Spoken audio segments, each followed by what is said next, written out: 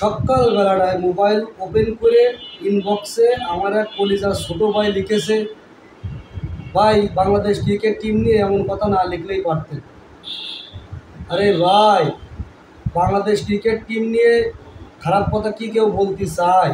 বাঙালিরা কি বলতে চায়? আরে ভাই, টিভি খুলে দেখি 1 উইকেট, যাক মোটামুটি ভালোই খেলতেছে।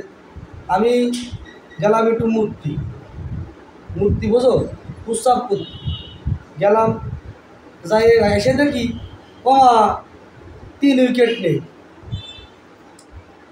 ওরে শালারা, তোরা এরাম খেলিস কেন? ওরে মুতার সময় কয় মিনিট যায়? মূর্তি গিলি সর্বোচ্চ নয় 1 মিনিট টাইম লাগে বা 2 মিনিট টাইম লাগে। তোরা 2 মিনিটের মধ্যেই 3-4 উইকেট খায় না, তোদের খেলতে কয় কিটা? এই আবার তোদের কমেন্ট, আবার এই যে কমেন্ট, এই কমেন্ট পড়তে তো দিন চলে যাচ্ছে রে ভাই। ওরে তোরা যে এরাম খেলবি তো কল্পনাও করতে পারিনি।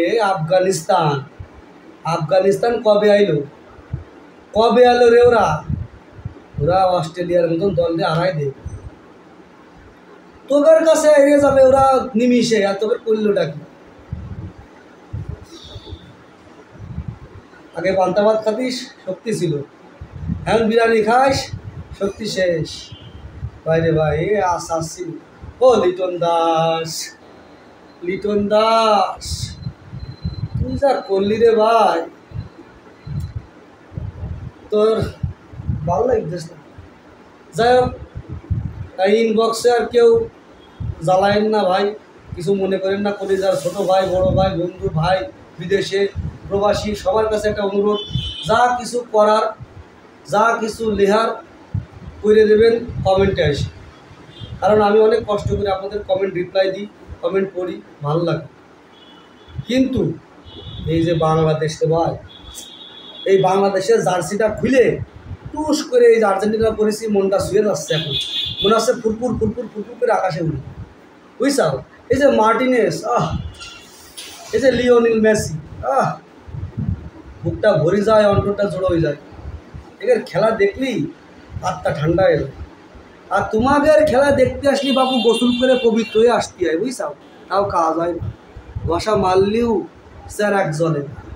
কি আর করবো দাদা, তোমাদের পোয়া 12, তোমরা 18 নিয়ে বাড়ি চলে আসো। না, বাড়ি আসে না বাবু।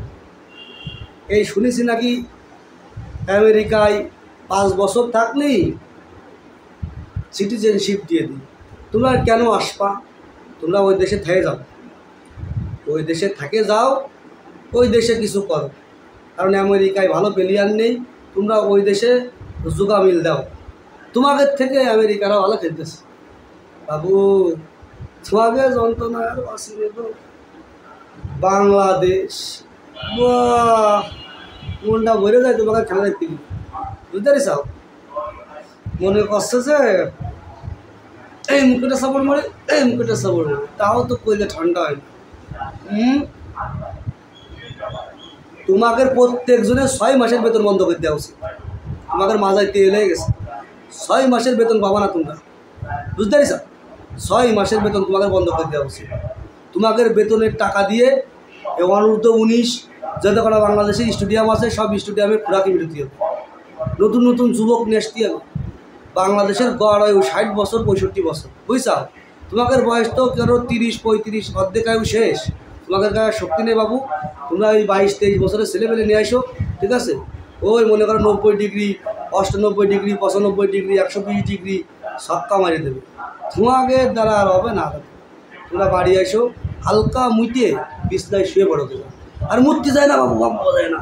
আচ্ছা, মূর্তি গেছি আর অমনি দেখি 3-4 উইকেট নেই, মূর্তি গেলেও দোষ। তা যাই হোক, আমার যে ছোটো ভাইটা কমেন্ট লিখেছে, কলিজার ভাই কমেন্ট লিখেছে, খুব সুন্দর কমেন্ট। কিন্তু তোমার কমেন্ট খুব ভালো লেগেছে। যে খেলা খেলেছে ভাই, কিছু না কেউ আর পারা যায় না ভাই। তা বাদ বাকি কথা আপনারা কমেন্টে বলে দেবেন।